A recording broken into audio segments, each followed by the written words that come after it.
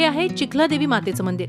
Thane station जवळ आगरी कोळी भंडारी समाजाचं ग्रामदैवत म्हणून ओळखली जाणारी देवी म्हणजे चिखलादेवी। 18व्या शतकात वसलेलं हे मंदिर असून या चिखलादेवी गावदेवी मंदिराला मोठा इतिहास लाभलाय। 1853 साली मुंबई ते ठाणे पहिली रेल्वे सुरू झाली। या रेल्वे ट्रॅकचं काम सुरू असताना चिखलामध्ये या देवीची मूर्ती सापडली। त्यावेळी गावकऱ्यांनी या देवीचं मंदिर इथं उभारलं आणि या देवीला चिखलादेवी असं नाव पडलं। पण रेल्वे ट्रॅकमध्ये अडथळा येत असल्यामुळे या मंदिराची स्थापना ठाणे पश्चिमेला करण्यात आली।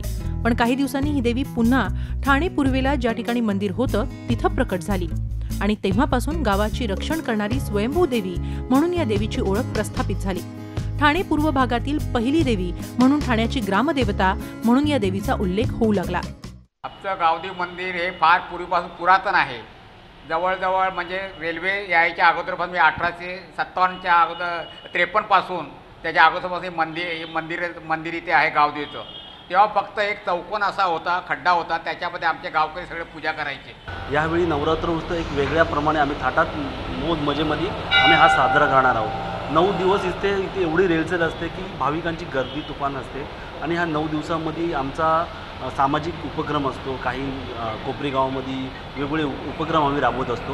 त्याच्यामध्ये शैक्षणिक जे विद्यार्थी असतात त्या विद्यार्थ्यांना आम्ही त्यांचा सत्कार करतो।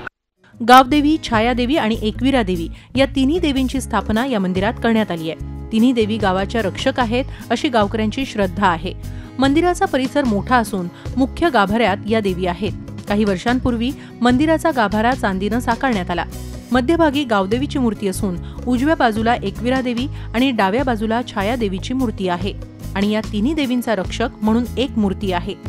महाराष्ट्रात देवींच्या जत्रांची परंपरा आहे। पौष महिन्याच्या पौर्णिमेला या गावदेवीची जत्रा असते। त्यावेळी संपूर्ण ठाण्यातील आगरी, भंडारी, कोळी समाज आणि अन्य भाविक मोठ्या प्रमाणात या जत्रेत सहभागी होतात। पारंपरिक पद्धतीनं देवीची पालखी फिरवण्यात येते। आमची परिपूर्ण श्रद्धा आहे त्याच्यावर का कुठेही आम्हाला काही जायची गरज नाही। आम्हाला हात जोडले तरी ती आमच्या मागे उभी राहते। ही आमची श्रद्धा आहे त्याच्याबद्दल। पौष पौर्णिमेला सुरू झालेल्या या चिखलादेवी गावदेवीच्या जत्रेनंतर महाराष्ट्रात देवीच्या जत्रांना सुरुवात होते। गावदेवी सेवा मंडळात तरुणांचा सहभाग मोठ्या प्रमाणात वाढतोय। दरवर्षी नवरात्रोत्सव या गावदेवी मंदिरात साजरा होतो। कपिल राऊतसह bureau report, Zee media, Thane. Zee 24 तास रहा एक पाऊल पुढे।